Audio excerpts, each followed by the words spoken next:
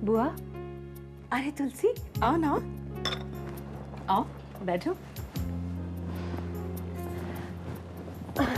अब कितने दिन बाकी हैं? बस 5-6 दिन। और फिर और एक सदस्य का आगमन होगा इस घर में।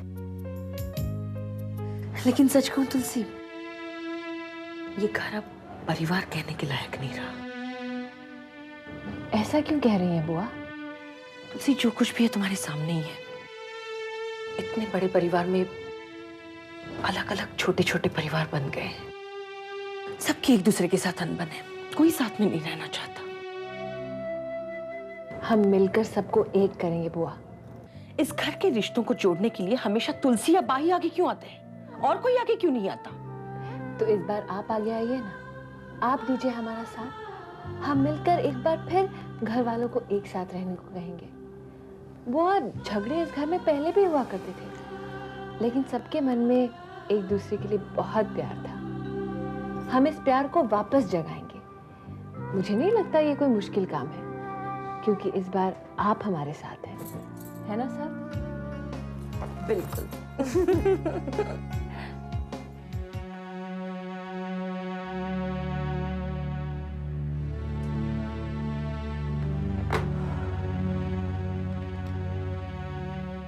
हेलो, हाँ रोजी, जरा मेरे ऑफिस में आई अभी इसी वक्त। जी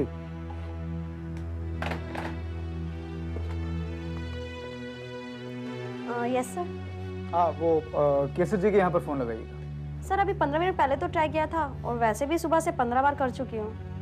16वीं बार अगर आप फोन कर लेंगी तो कुछ बिगड़ेगा आपका, तो जाइए। Good morning madam. Good morning. आइए, अभी मौका मिला है आपको ऑफिस आने का। क्या मैं जान सकता हूँ कि पिछले 2 दिन आप कहाँ पर थी? अगर आपको ऑफिस नहीं आना था, कम से कम फोन तो किया होता। या आपके पास इतना भी वक्त नहीं था कि आप मुझे फोन करती? कहाँ थी आप? आपको मुझ पर इस तरह गुस्सा करने का कोई हक नहीं है। मैं एक फ्रीलांसर हूँ, आपकी एम्प्लॉय नहीं।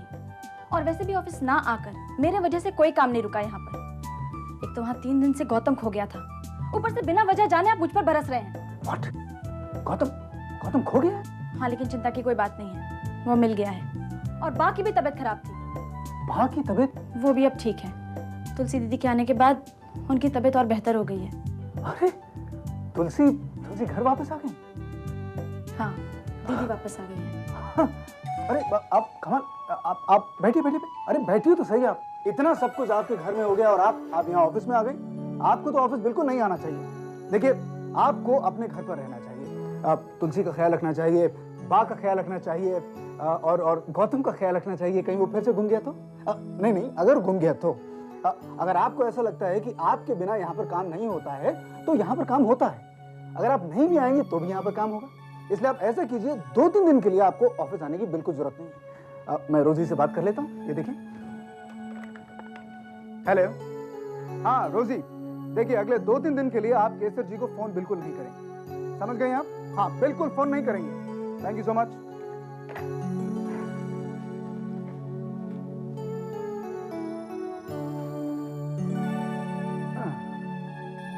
थैंक यू भी नहीं कहा।